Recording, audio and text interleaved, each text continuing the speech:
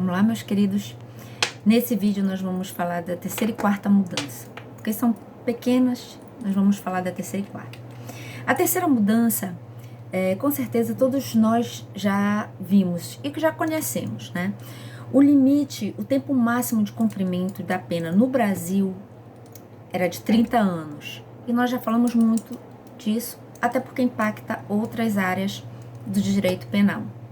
E essa lei 13.964, ela veio fazendo essa alteração desse tempo máximo de cumprimento de pena no Brasil, passando de 30 para 40 anos. Então, tudo que nós estudamos no que diz respeito a esse tempo máximo de cumprimento de pena no Brasil, de 30, eu quero que vocês passem para 40 anos, ok? Sempre levando em conta que toda lei nova, vou repetir para vocês, na parte material do direito penal, toda lei mais gravosa, ela não retroage, ok? Para prejudicar o réu. Então, eu vejo muitos colegas, muitos alunos dizendo, então não importa, se a pessoa vai ficar presa, vai cumprir uma pena privativa de liberdade de até 40 anos, de que importa que o juiz venha ela ser condenada a 100, 150 anos? Há uma diferença e muito importante, senhores, porque os benefícios, por exemplo, a progressão de regime, ele é avaliado, as porcentagens de que aquele réu, aquele apenado, no caso, ele tem que cumprir para conseguir a progressão de regimes, é avaliado em relação à pena que ele foi condenado.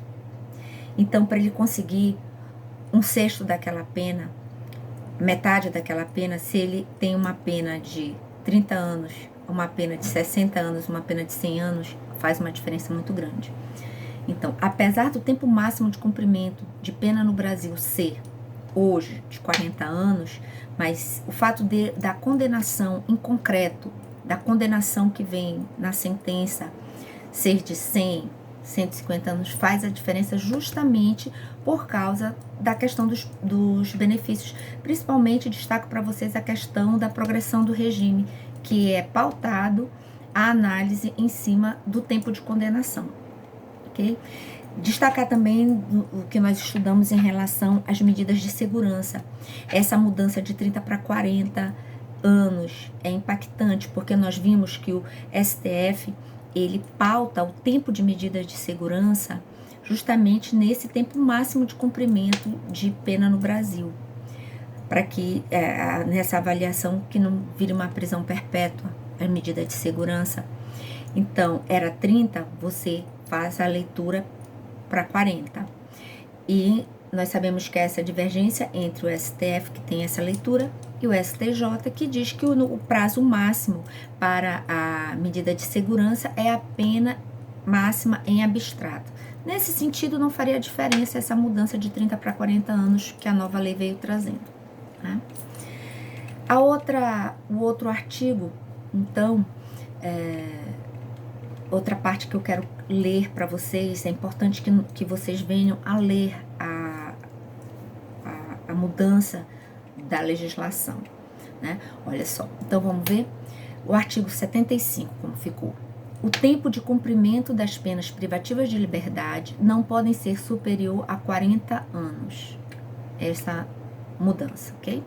Então, muda também o parágrafo 1º, quando diz: quando a gente for condenado a penas privativas de liberdade, cuja soma seja superior a 40 anos, elas devem ser unificadas para atender o limite máximo desse artigo. Porque antes, quando as penas eram unificadas para atender o limite máximo, era até 30 anos. E agora, por essa leitura, até 40 anos. Veio modificando também o parágrafo 1º nesse sentido. Ok? Então, não há dúvidas nessa colocação, bem simples, é só para a gente ficar bem atento nessas características que eu coloquei para vocês. Vamos falar outra alteração. Qual foi o próximo artigo que veio alterando? Foi o artigo 83. Vamos dar uma leitura, uma breve leitura. Esse artigo 83, gente, ele vem falando sobre a concessão do livramento condicional e as suas condições. né?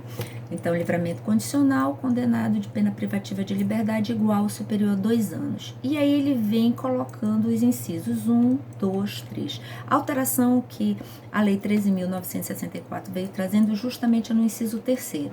O inciso 3º, anteriormente, ele vinha numa linha, né? Agora, ele vem sendo colocado em incisos A, B, C. E o que eu quero destacar para vocês?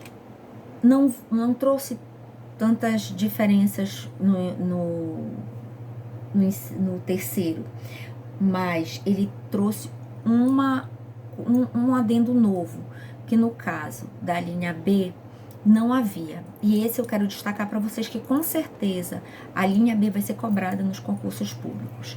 Não havia esse requisito da linha B que diz não cometimento de falta grave nos últimos 12 meses. Então é um requisito a mais e com certeza por ser um requisito a mais vai ser cobrado nos concursos públicos, nos novos concursos.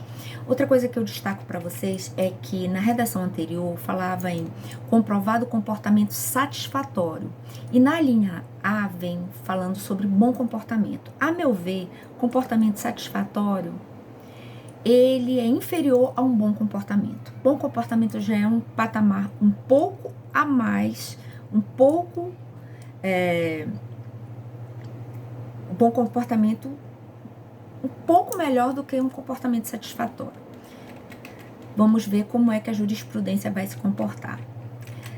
Antes dessa modificação, a gente faz uma leitura que o STJ, ele não vinha vendo como um impedimento do livramento condicional falta grave nos últimos 12 meses. Então, explicitamente com a linha B desse inciso 3º, não há como fugir a esse requisito a mais. Quero destacar aqui para vocês que não foi modificado por essa lei que nós estamos analisando, essa lei 13.964, mas que é relativamente nova. O inciso 5º ele foi alterado em 2016, sendo colocado o tráfico de pessoas como um aumento, né? Uma causa de aumento de 2/3 para a concessão